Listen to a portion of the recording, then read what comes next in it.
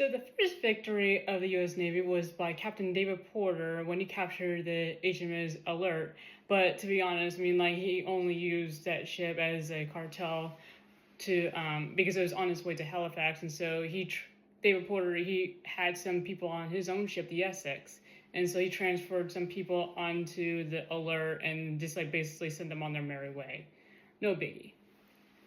But the first real victory was the USS Constitution versus HMS Guerriere.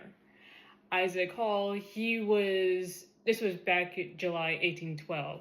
Isaac Hall was being chased by a squadron of 4 British ships, and this was it was a chase, no winds, and so this was a struggle.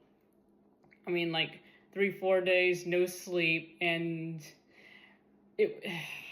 it was a miracle that Isaac Hall managed to escape this squadron. But he was supposed to go to New York, but he made it to Boston, and he was supposed to await further orders, because Isaac Hall, he was supposed to surrender the USS Constitution to William Bainbridge, but he was sitting around and nothing was happening. No orders arrived at the post office. And Isaac Hall, he noticed that the winds are fair, and so now would be a good time to escape the harbor before he was blocked in by the British squadron. So Isaac Hall took his chances and escaped. A few days later, I should say, something like that, that's when he encountered the HMS Guerriere, and there's this whole incident about the Little Bell incident, which I will talk about in a future video. But Isaac Hall won victory over the HMS Guerriere, but the British ship was so beaten and destroyed that he couldn't take it back to Boston. So they just lit the ship on fire.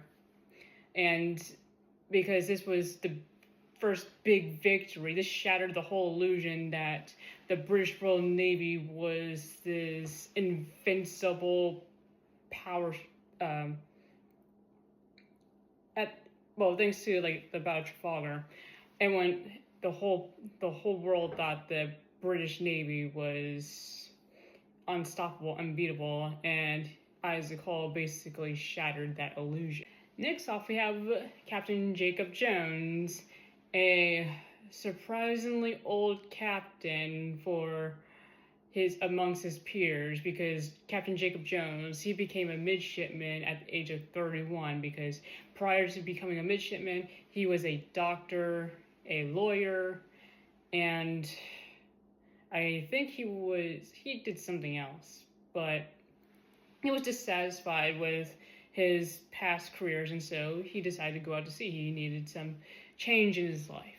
So now, during the War of 1812, Captain Jacob Jones, he is captain of the first USS Wasp. And this is Wasp versus the Frolic. It was two ships of war.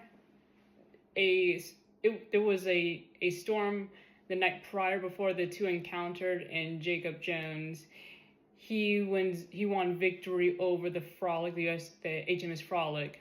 But before he could really celebrate, a whole British squadron came in and captured the USS Wasp and reclaimed the HMS Frolic. So Jacob Jones, he and his crew were sent down to Bermuda as prisoners of war.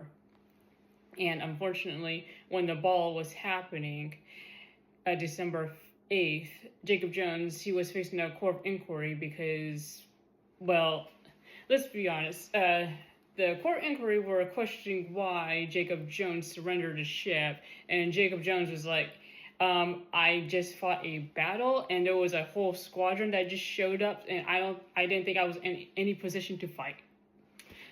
So that was his experience, his glory. Oh yes, and now we have Stephen Decatur, America's sweetheart, the darling of the U.S. Navy, because of his exploit of burning the USS Philadelphia during the First Barbary War. Because of that one action, Stephen Decatur was worshipped by all in the United States.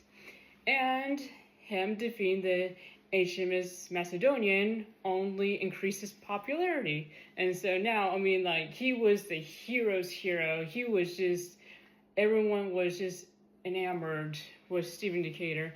And to make it even better, unlike Isaac Hall, who had to burn the HMS Guerriere because it was unseaworthy, Stephen Decatur, he did damage to HMS Macedonian, but it was still intact, and so he was able to use the USS President to haul to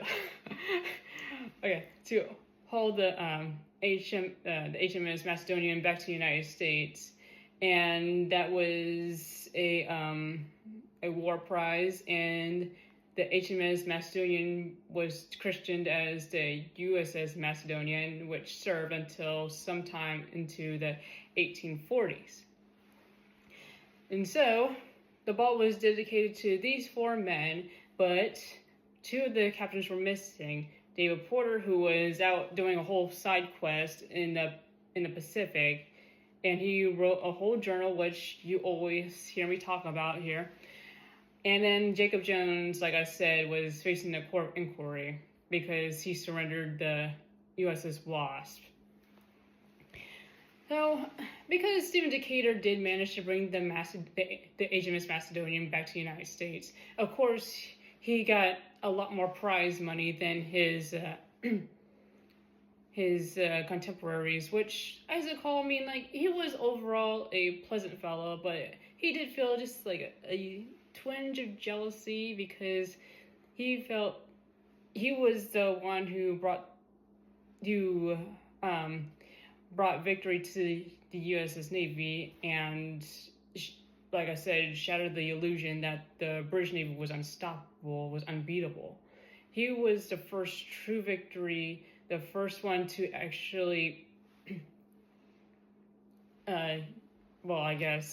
give the young U.S. Navy honor, but he got a smaller portion of prize money from his capture just because he was unable to bring his prize back home. So there was no real animosity. It was just, that's not really cool, man.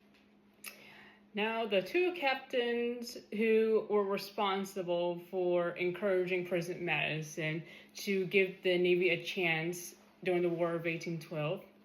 During the ball, William Bainbridge, when Isaac Hall gave William Bainbridge the USS Constitution, William Bainbridge was at this time sailing around the South Atlantic, and pretty soon he will have a victory of his own against the HMS Java. That would happen December 29th. Charles Stewart was at the ball, but he didn't get a chance to show his valor yet because there was this whole chain of command thing that was going on when Isaac Hall had the USS Constitution. When Isaac Hall came back to the United States with the USS Constitution, this was how it was supposed to be. He was supposed to hand it over to William Bainbridge, because William Bainbridge, he was captain of the USS Constellation. So when William Bainbridge got the USS Constitution, Charles Stewart would get the USS Constellation, and then there would be Lieutenant, William Allen, who would have the Argus, because Charles Stewart was currently the captain of the Argus, the USS Argus. When Isaac Hall basically ignored orders which he didn't receive and sailed back out, William Bainbridge, he was pretty bitter. He was angry. He was upset that he was supposed to get the USS Constitution, but there Isaac Hall is hogging it, and he was still stuck with the USS Constellation. And so, being the petty captain that he was, he didn't bother to get it fit for sea. And so when Isaac Hall came back with the USS Constitution with the news of victory over the HMS Guerriere, William Bainbridge immediately jumped onto the USS Constitution, and so Captain Charles Stewart was able to get the USS Constellation, but because William Bainbridge did like next to nothing to get it ready for sea, this cut into Charles Stewart's time to get it ready, and by the time he was finished, that's when the British blockade started happening, and so Charles Stewart was stuck in the Virginia Capes, Hampton Roads, excuse me, and he was there for a while, but he did manage to make it to the ball and celebrate the victories of his fellow captains. While William Bainbridge, well, he was just trying to redeem himself because nobody likes William Bainbridge. Secretary Hamilton cried over the heads of the rapturous audience, "Never forget that it was the Captains Bainbridge and Stewart that you really owe these victories."